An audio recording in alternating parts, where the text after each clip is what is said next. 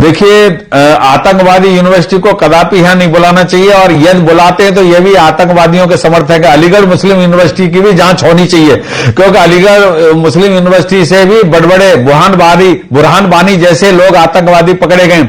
इसलिए इस यूनिवर्सिटी की भी जांच होनी चाहिए, और देश में कोई भी अल्पसंख्यक संस्थान नहीं होना चाहिए।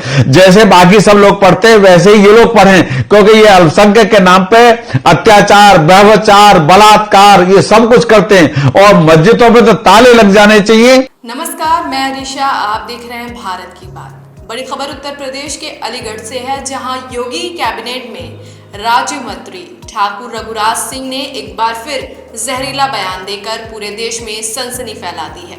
मदरसे, मस्जिदें और अलीगढ़ मुस्लिम यूनिवर्सिटी को निशाना बनाते हुए मंत्री ने कहा कि यहां आतंकवादी पनपते हैं। देश में कोई अल्पसंख्यक संस्थान नहीं होना चाहिए।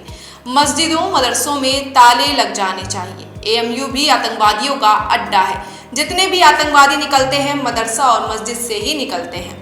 इनको तत्काल बंद कर देना चाहिए। अलीगढ़ मुस्लिम यूनिवर्सिटी की भी जांच होनी चाहिए। यहाँ से बुरहान बानी जैसे आतंकवादी निकले हैं। अल्पसंख्यक के नाम पर अत्याचार, बलात्कार होते हैं।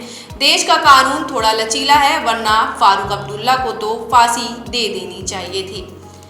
ये बयान दिल्ली में हाल ही में हुए बम धमाकों के सिलसिले में दिया गया। मंत्री ने दावा किया कि जितना पढ़ा लिखा मुसलमान है उतना ही बड़ा आतंकवादी, और किसी मौलवी मुल्ला ने दिल्ली ब्लास्ट की निंदा नहीं की।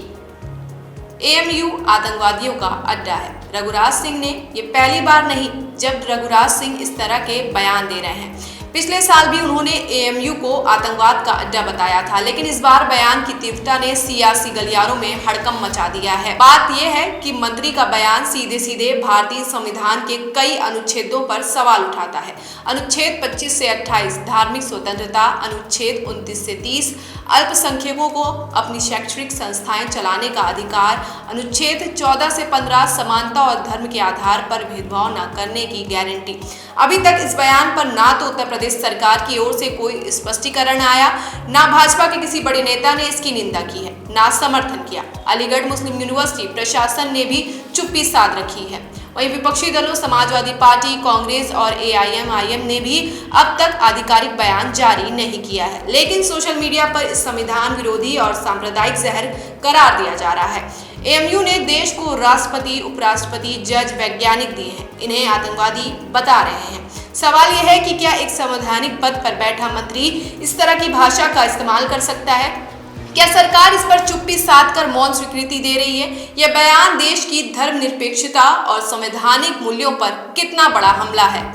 देखिए, आतंकवादी यूनिवर्सिटी को कदापि यहां नहीं बुलाना चाहिए, और यदि बुलाते हैं तो यह भी आतंकवादियों के समर्थक है। अलीगढ़ मुस्लिम यूनिवर्सिटी की भी जांच होनी चाहिए, क्योंकि अलीगढ़ मुस्लिम यूनिवर्सिटी से भी बड़े बड़े बुरहान बानी जैसे लोग आतंकवादी पकड़े गए। इसलिए इस यूनिवर्सिटी की भी जांच होनी चाहिए, और देश में कोई भी अल्पसंख्यक संस्थान नहीं होना चाहिए। जैसे बाकी सब लोग पढ़ते हैं वैसे ही ये लोग पढ़ें, क्योंकि ये अल्पसंख्यक के नाम पे अत्याचार, व्यभिचार, बलात्कार ये सब कुछ करते हैं, और मस्जिदों पे तो ताले लग जाने चाहिए।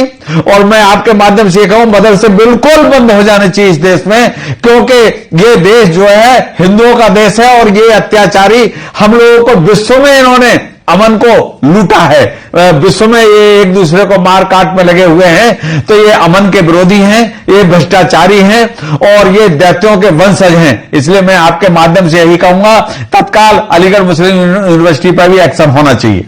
क्या आप मानते हैं कि इस यूनिवर्सिटी के साथ ये आतंकवादियों का अड्डा है? अलीगढ़ मुस्लिम यूनिवर्सिटी भी आतंकवादियों का अड्डा है। यहाँ बड़े बड़े आतंकवादी हैं, क्योंकि देखिए बुरहान बानी यहीं से तो गया था।